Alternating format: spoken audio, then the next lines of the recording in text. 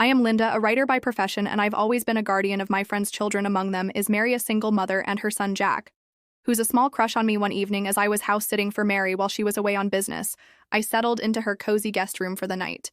The house was peaceful, and I looked forward to a restful sleep as I drifted off. I felt a familiar presence in the room. It was Jack, who had snuck in to say goodnight. "Linda," he whispered, "I know you're still awake. Can I sleep with you tonight?" I smiled at his innocent request. "Of course, sweetheart, come on in."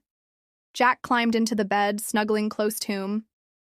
I wrapped my arm around him, feeling the warmth of his small frame against mine. We stayed like that for a while, lost in our thoughts until Jack's breathing evened out and I knew he had fallen asleep. As I lay there, I couldn't help but feel a deep sense of affection for this child who had become like family to me.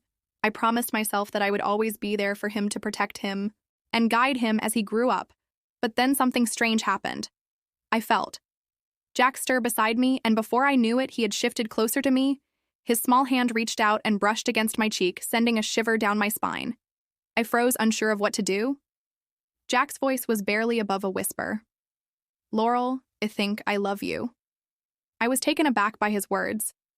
I knew that Jack had a crush on me, but I had never expected him to say something like this. I felt a mix of emotions: surprise, confusion, and a hint of fear. "Jack," I said gently, "I care for you too. But you're like a little brother to me. It's not appropriate for us to feel this way about each other."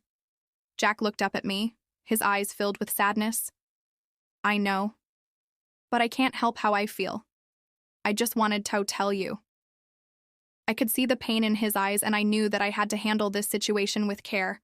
I pulled him closer to me, holding him tight as I whispered soothing words into his ear. "It's okay, Jack, I'm here for you. No matter what, we can figure this out together." Jack nodded, and soon he fell back asleep, his small body pressed against mine. I stayed awake for a long time after that. Lost in thought, I knew that I had to talk to Mary about this, but I didn't want to hurt her or Jack. The next morning, I woke up early and made breakfast for Jack. We sat at the kitchen table, eating our pancakes, insolence. I could feel the tension between us, and I knew that I had to address it. "Jack," I said, "we need to talk about what happened last night." Jack looked up at me, his eyes filled with guilt. "I'm sorry, Linda. I didn't mean to say those things, I just couldn't help it." I reached out and took his hand, giving it a reassuring squeeze. "It's okay, Jack. I understand how you feel. But you're only 15 years old, and it's not appropriate for you to have those kinds of feelings for someone like me." Jack nodded, looking down at his plate. "I know, I just don't know what to do." I took a deep breath, knowing that I had to tell Mary about this. "Jack, I think we need to tell your mom about what happened. I don't want to keep this from her, and I think she needs to know." Jack looked up at me, his eyes wide with fear. "But she'll be so mad at me. I don't want her to be disappointed in me." I shook my head, trying to reassure him. "Your mom will understand, Jack. She loves you, and she just wants what's best for you. We can talk to her together, and I'll be there to support you." Jack nodded, and we finished our breakfast in silence. Afterward, we went to find Mary, who was working in her home office. She looked up as we entered, a smile on her face. "Hey, Yuda, how was your night?" I took a deep breath, gathering my courage. "Mary, there's something we need to tell you." Mary looked at me, her smile fading. "What is it?" "Linda?" I took Jack's hand, giving it a squeeze. "Jack had a nightmare last night, and he came to me for comfort." But things got a little confusing. Mary looked at Jack, her eyes filled with concern. "Jack, what happened?" Jack looked down at his feet, his shoulders slumped. I told Linda that I love her, but I know it's not right. I just can't help how I feel." Mary looked at me here, yes, filled with shock. "Linda, is this true?" I nodded, feeling a lump in my throat. "Yes, it's true.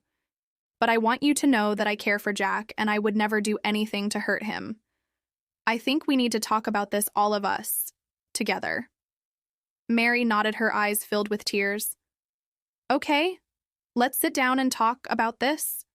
We all sat down at the kitchen table, our hearts heavy with the weight of what had happened. We talked for hours, hashing out our feelings and trying to understand what had happened. In the end, we came to a decision.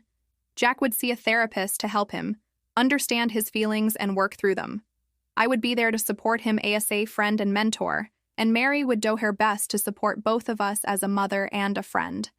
It wasn't an easy decision, but it was the right one. We all knew that we had to put Jack's needs first and do whatever we could to help him through this difficult time.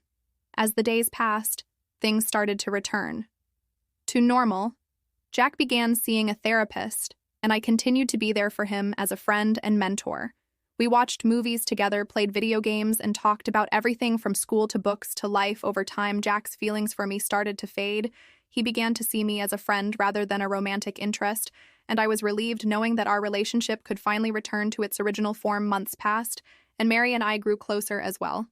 We started to spend more time together, going on walks, shaving, dinner together, and talking about our lives and our dreams. One evening, as we sat on Mary's porch watching the sunset over the horizon, she turned to me and took my hand. "Linda, I want you to know how much I appreciate you. You've been such a good friend to me and Jack, and I don't know what I would do without you." I smiled, feeling my heart swell with affection. "Mary, I feel the same way about you. You're like a sister to me, and I cherish our friendship." Mary looked at me, her eyes filled with warmth. "Linda, there's something I want to tell you. I know it's crazy and we've both been through so much, but I think I'm in love with you." I looked at her, my heart racing. I had never expected to hear those words from her.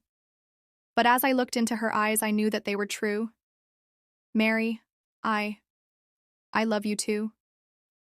And with those words, our friendship blossomed into something more. We became partners, lovers, and best friends, supporting each other through the ups and downs of life. Together, we faced everything that came our way, from Jack's teenage years to our own personal struggles and triumphs. And through it all, we knew that we had each other, and that was all that mattered in the end. Our story was one of love, friendship, and growth. It was a journey that had started with a simple crush, but had grown into something much deeper and more meaningful. And as we sat there hand in hand watching the sunset over the horizon, we knew that our love would last a lifetime.